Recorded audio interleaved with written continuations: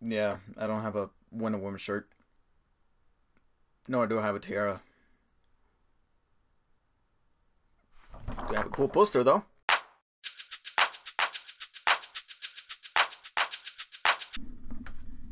The day of reckoning has come. The Rotten Tomato scores are in. Can this be the turning point for the DC Extended Universe? Why is it called the DCEU? Why is it not called the DCCU or DC Cinematic Universe? Nothing makes any sense. Okay, so unless you've been living under a rock, you know that this whole week you've been bombarded by recent notifications, whether it be on YouTube, on your news feed, on Facebook, or any kind of websites that follow entertainment and pop culture and the like, that you follow the little RSS tweet feed or whatever the hell that thing is, that almost nobody uses. They were all blowing your browser up saying, hey, we might actually have a good DC movie. But ever so often, prior to the mass release of a movie, sometimes the reviews can be a little bit hyperbolic, whether it be filled with an awful lot of hate or filled with over glamorous praise that was just a little bit exaggerated. So how does the common moviegoer, not to say that I speak for everybody because everybody's entitled to their own opinion, but how does somebody who doesn't get the press screening and somebody who's a little bit objective with the character of Wonder Woman feel about a movie that is not only a standalone film that is part of her backstory, but is also used to kind of flesh out this character that we're eventually going to see in this Justice League team up? And it all starts out with her origin story. In Wonder Woman, we go back all the way to the 1910s during World War I, where we find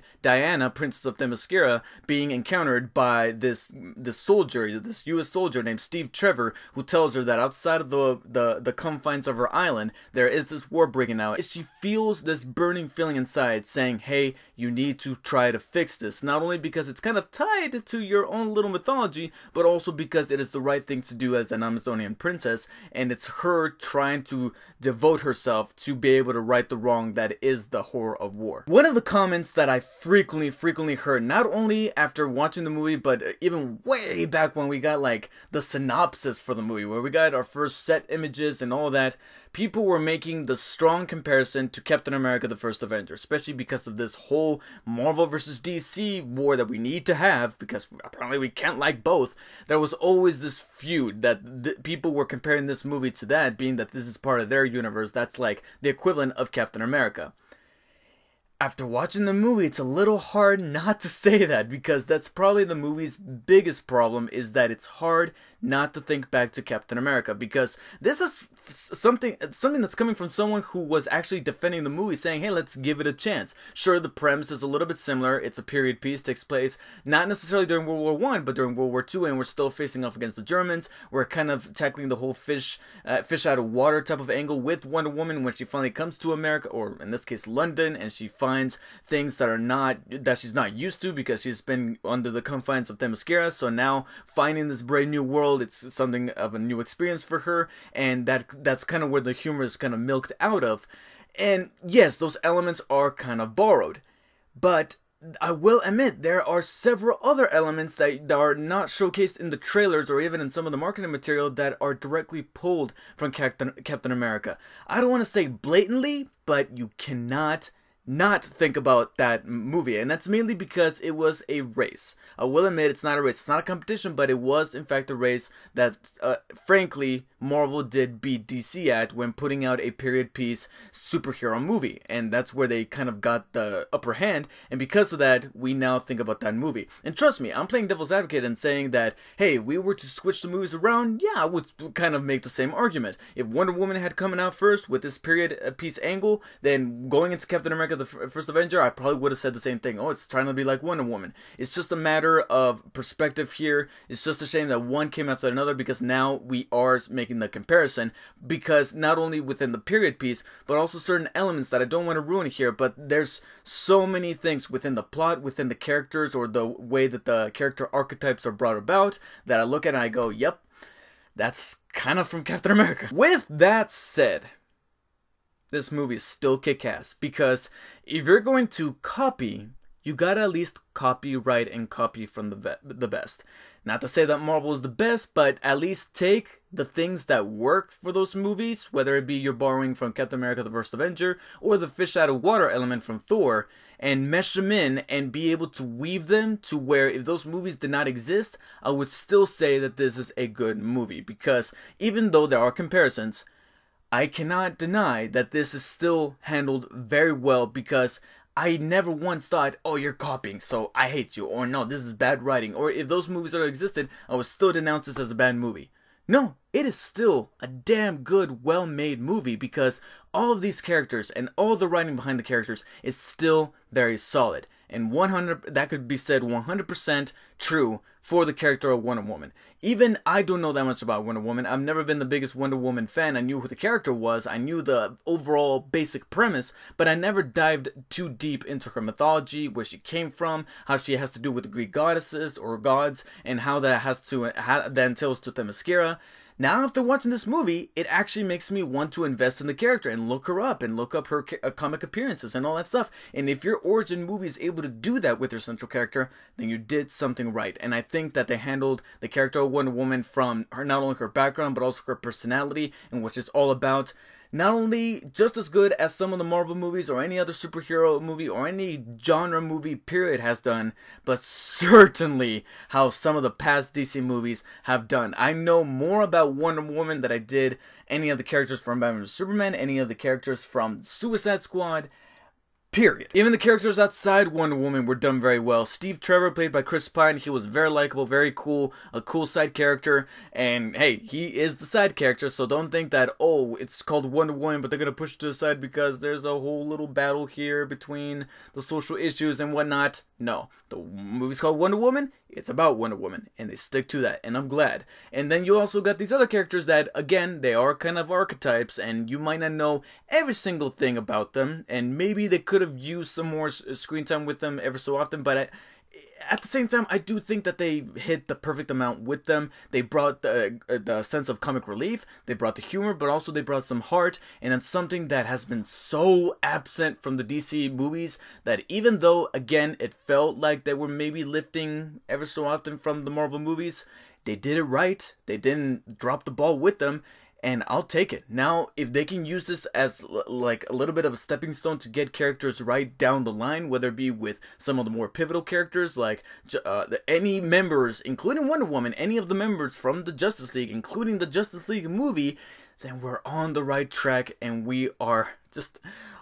I just cannot wait to see if maybe we can get this sort of writing with these characters in the Justice League movies or in the preceding standalone movies like with Aquaman or The Flash. Don't copy every single thing though, because the villains in this movie are not exactly that great. There's a slight bait and switch that I actually did kind of like, even though I have seen that in one of the more recent Marvel movies by itself.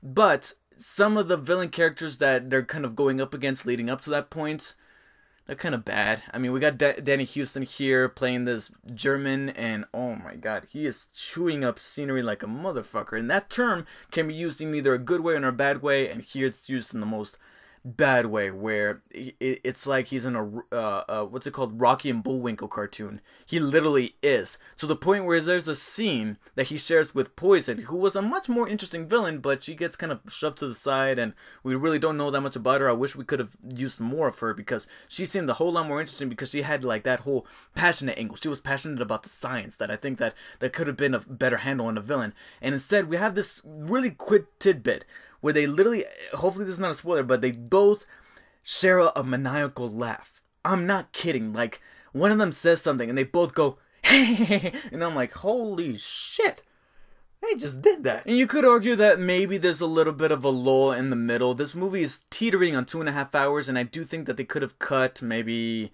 10 minutes, I'll say just 10 minutes. I don't want to even go 15. I'll say about maybe 10 or so minutes. They could have cut that out just a little bit more to be a little bit tighter and more cohesive than it really was. But overall, it still was able to handle the things that it was copying very well and sew them in perfectly, along with the mythology of the character, that this is in fact DC's best movie. It even took something that, again, was lifted from a previous Marvel movie, and it's hard to make that comparison because it really did look like a replication, but they took it just a step further. They took it a notch further, and I was like, Oh shit. You got some balls there. For the love of me, I was not expecting that. Huh. Alright, here we go. It's verdict time. Someone who did not get a press screening. Somebody who's not being pushed by other opinions. Somebody who's not afraid about the feminist agenda. Here is David Ortega to tell you that Wonder Woman is a very, very, very high 8 out of 10. Only reason why I'm not going all the way to a 9 is because where in the fuck is my Invisible Jet? Where's the Invisible Jet? You cannot make a Wonder Woman movie without the... Okay, maybe on second thought. Although I do find it tempted to give it that 9 because of how it was willing to stick to its guns by not having it be forcefully jammed into this DC universe. Like, they never overly mentioned Batman or Superman, or we cut back and forth between present day or past.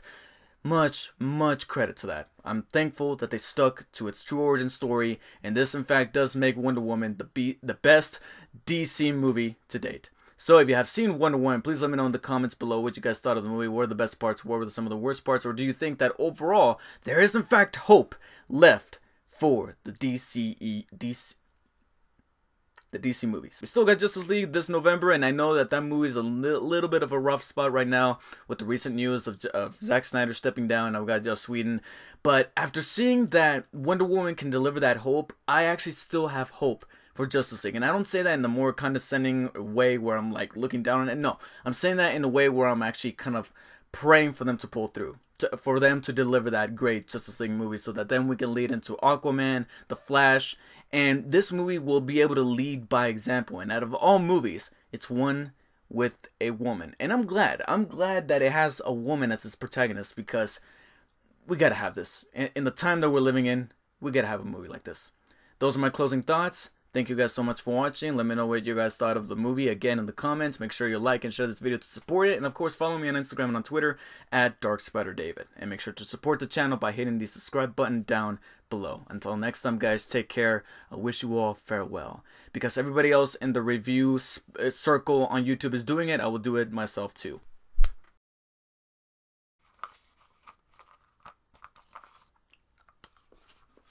I'm a little hungry. Eating some chicken.